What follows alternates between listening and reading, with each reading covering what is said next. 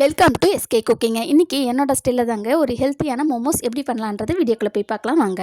அதுக்கு ஒரு பவுலில் ஒரு கப் அளவு மைதா மாவு இல்லைங்க, கோதுமை மாவும் ஒரு கப் அளவு ராகி மாவு எடுத்திருக்கேன். இதுக்கு தேவையான சால்ட் போட்டு தண்ணி ஊற்றி கொஞ்சம் கொஞ்சமாக பிசைஞ்சு நெய்யை விட்டு நல்ல மாவு காயாத அளவுக்கு ஊற வச்சுருங்க. இன்னொரு பக்கம் பார்த்திங்கன்னா ஒரு 5 உருளைக்கிழங்கு எடுத்திருக்கேன், ஒரு கேரட் எடுத்திருக்கேன். இதை உப்பு போட்டு வேக வச்சு தனியாக ஆற விட்டு எடுத்துருக்கலாங்க. இப்போ ஒரு பீட்ரூட்டை சீவி வச்சுருக்கேன், ஒரு 2 வெங்காயம் கட் பண்ணி வச்சுருக்கேன், புதினா கொத்தமல்லி, ஒரு 2 பச்சை மிளகாய் சின்ன கட் பண்ணி வச்சுருக்கேங்க. இன்னொரு பேனில் பார்த்திங்கன்னா எண்ணெய் விட்டு நம்ம கட் பண்ணி வச்சுருக்க வெங்காயத்தையும் 2 பச்சை மிளகாயும் ஆட் பண்ணி நல்லா வதக்கிக்கோங்க. கூடவே இந்த பீட்ரூட் சீவினதையும் போட்டு நல்லா வதக்கிக்கோங்க. இது மூடி போட்டு அப்படியே சிம்மில் வைங்க. நல்லா பீட்ரூட்டும் வெங்காயம் கொஞ்சம் ஆல்மோஸ்ட் வதங்கட்டும். இப்போ நம்ம வேக வச்சுருக்க அந்த உருளைக்கிழங்கு கேரட்டையும் நல்லா ஆற விட்டு கை வச்சு மசிச்சு எடுத்துக்கோங்க. இந்த மசிச்சது நான் அந்த பீட்ரூட்டில் இதில் சேர்த்துக்கிறேங்க.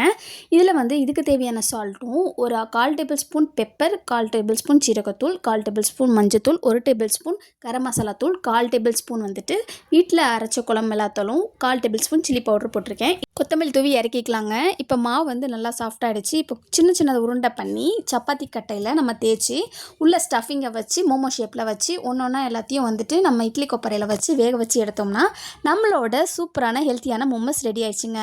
இந்த மாதிரி குழந்தைங்களுக்கு நீங்கள் வீட்டில் செஞ்சு கொடுத்து பாருங்கள், சூப்பராக சாப்பிடுவாங்க. இந்த வீடியோ பிடிச்சுன்னா லைக் பண்ணுங்கள், ஷேர் பண்ணுங்கள், கமெண்ட் பண்ணுங்கள், சப்ஸ்கிரைப் பண்ணுங்கள், கூடவே பெல் பட்டனை கிளிக் பண்ணுங்கள். நீங்களும் இப்படி தான் செய்வீங்களாடுறது கமெண்ட் பண்ணுங்கள். பாய்.